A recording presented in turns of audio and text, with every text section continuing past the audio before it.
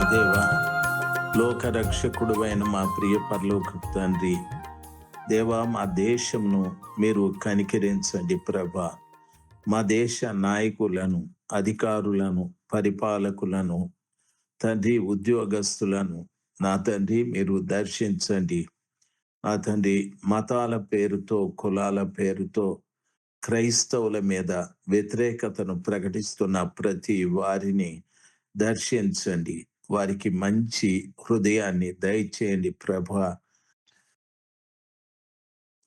ప్రజల మీద వారికి మంచి ప్రేమను దయచేయండి. దేశంలో లంచగొండ్లను మార్చండి. వడ్డీలకిచ్చు వారిని మార్చండి. దళారులను మార్చండి. ఎక్కడ చూసినా లంచం లంచం అని మాట్లాడుతూ ఉన్నారు ప్రభా. నా తండ్రి అధికారులు కానీ, నాయకులు కానీ, ఆయన ఉద్యోగస్తులు, పరిపాలకులు అందరూ లంచాలే అని మాట్లాడుతున్నారు. దయచేసి ఈ లంచగొండి ధనము తండ్రి దయచేసి మా దేశం నుండి తొలగించండి. వడ్డీ వ్యాపారస్తులు నాయన వారిని కూడా తొలగించండి. దళారులు ప్రభా మధ్యవర్తులుగా ఉండి నాయన అటు ఇటు ప్రజలను దోస్తున్నటువంటి ఇటువంటి దళారులను కూడా మార్చండి. రౌడీ షీటర్లను మార్చండి ప్రభా. సెటిల్మెంట్ అని చెప్పి అయ్యా అనేక మందిని ఇబ్బంది పెడుతూ తండ్రి నాయన భూములు లాగేసుకుంటున్నటువంటి వ్యక్తులు, నా తండ్రి మామూలు వసూలు చేసే వ్యక్తులు, ఇలాంటి వారందరినీ కూడా మార్చండి స్వామి. మీరే ప్రతి వారిలో కార్యము చేయమని యేసు ప్రభుల వారి నామంలో ప్రార్థించి వేడుకుంటున్నాను తండ్రి. ఆమెన్. ఆగస్టు మాసం 23వ తారీఖు 2026 ఆదివారం. ప్రియులారా, ఎస్తేరు గ్రంథము 1వ అధ్యాయము. వస్తి రాణి అయినటువంటి వస్తి రాజుగారు ఆమె సౌందర్యమును తన దగ్గర ఉన్నటువంటి వారికి కనపరచటానికి, అంటే పరాక్రమశాలులకు, కనులకు, సంస్థానాధిపతులకు, ఆ ప్రాంతాల్లో ఉన్న ప్రజలకు తన భార్య కిరీటమును ధరించి ఆమె సౌందర్యాన్ని ప్రజలకు చూపెట్టాలనే ఉద్దేశంతో రాజుగారు ఆమెను తన దగ్గరికి ఆహ్వానించారు. కానీ ఆ తల్లి ఆమె నిరాకరించాది. వస్తి నిరాకరించాది. ప్రియులారా, గమనించవలసిన విషయం, ఈ రోజున కృపగల దేవుని పిల్లలుగా మీకు నా మనవి, సర్వోన్నతుడైన దేవుడు మనల్ని అనేకుల ఎదుట ఆయన మహిమను ప్రచురము చేయటానికి, ఆయన ప్రభావమును ప్రచురము చేయటానికి మనల్ని దేవుడు ఎన్నిక చేసుకున్నాడు. ఆయన అనేకుల ఎదుట మనల్ని ఆయనకు సాక్షులుగా నిలబెట్టాలని ఆయన ఆశ.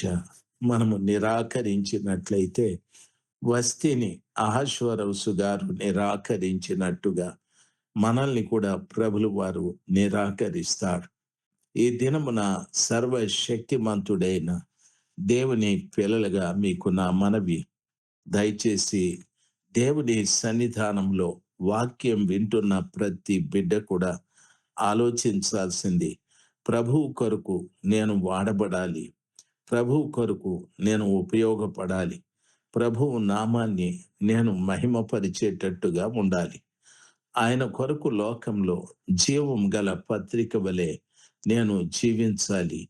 నేను ఆయన కొరకు ఒక చక్కటి సాక్ష్యము కలిగిన వ్యక్తిగా ఉండాలి అనేటటువంటి గొప్ప భావనతో మనం ప్రభువు కొరకు జీవించాలి. మనము చాలా మంది ప్రభుని నిరాకరించే స్వభావాలు ఉంటాయి.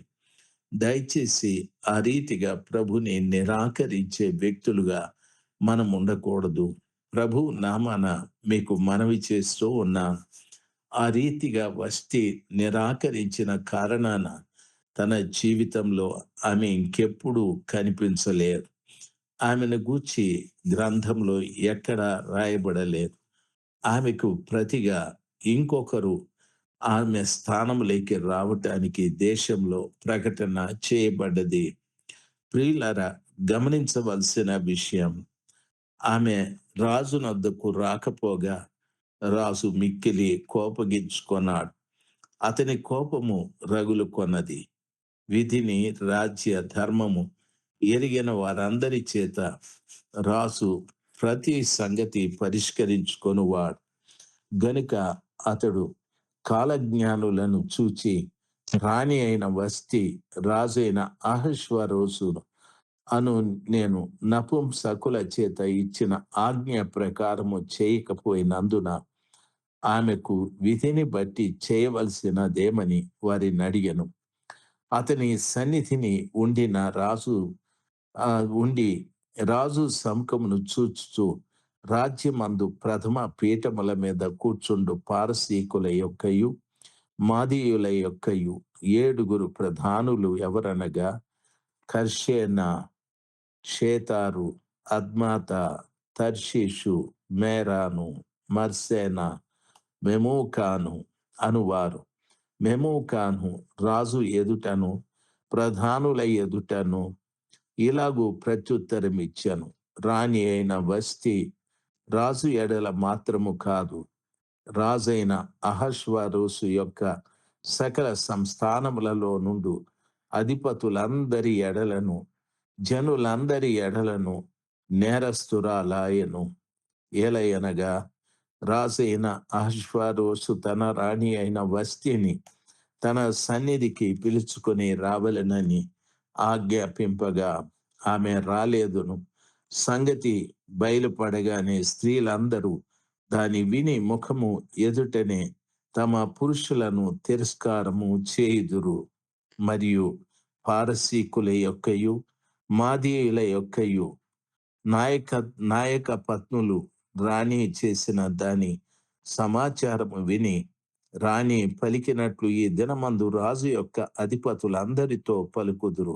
దీని వలన బహు తిరస్కారమును కోపమును పుట్టును అని అక్కడ చెప్పబడి ఉంది. ప్రియులారా, మెమూకాను అనేటటువంటి వ్యక్తి రాజు ఎదుట ప్రధానుల ఎదుట లేచి నిలబడి ఈ విధంగా మాట్లాడా: రాజు యొక్క ఆజ్ఞని ఆమె తిరస్కరించడం, వస్తి తిరస్కరించడం ఏమాత్రము సబబు కాదని, ఆమె రాజు ఎదుటనే కాదు సంస్థానంలో నుండు అధిపతులందరి ఎదుట జనులందరి ఎడల నేరస్తురాలని చెప్పాడు. మెమూకాను ఆ రీతిగా మాట్లాడారు. ప్రియులారా, గమనించవలసిన విషయం, ఈ రోజున ప్రభు పిల్లలైనటువంటి మనము ఆలోచించాలి. మన రాజైన యేసు క్రీస్తు ప్రభుల వారి యొక్క ఆజ్ఞను మనం తిరస్కరించినట్లయితే మనము కూడా అంతే కదా. రాజుగారి ఆజ్ఞను తిరస్కరించిన వస్తి ఇలాగ నేరస్తురాలైపోయాదో మనము కూడా రారాజైన యేసు ప్రభుల వారి ఆజ్ఞల్ని పాటించాలి.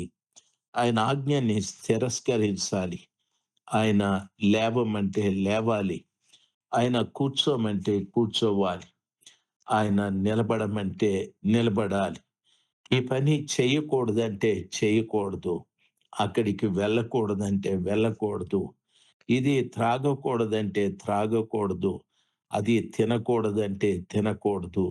ఈ రీతిగా ప్రతి ఒక్కటి మనము పాటించు వారముగా ఉండాలి. పొరపాటును కూడా రారాజైన యేసు క్రీస్తు ప్రభుల వారి యొక్క ఆజ్ఞని తిరస్కరించే ప్రజలుగా మనం ఉండకూడదు. మనము నేరస్తులుగా రాజు ఎదుట నిలబడవలసి వస్తుంది. అందుకని అక్కడున్నటువంటి మెమూకాను గారు నిలబడి రాజు ఎదుట ప్రధానుల ఎదుట ఆయన చెప్పిన ప్రత్యుత్తరం ఏమిటంటే, ఈలాగు చేయుట వలన స్త్రీలందరూ అది విని ముఖము ఎదుటనే తమ పురుషులను తిరస్కారము చేస్తారు. మాది మరియు పారసీకుల యొక్కయు మాదీయుల యొక్కయు నాయక పత్నులు రాణి చేసిన దాని సమాచారము విని రాణి పలికినట్లు ఈ దినమందు రాజు యొక్క అధిపతులందరితో పలుకుదురు.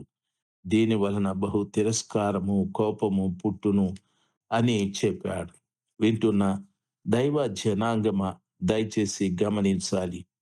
ఆ రాణిగారు చేసినటువంటి పనిని బట్టి మాదీయుల యొక్కయు, పారసీకుల అధిపతుల అధిపతుల యొక్క ఆ యొక్క స్త్రీలందరూ కూడా తమ పురుషులను తిరస్కారము చేస్తారని చెప్పాడు.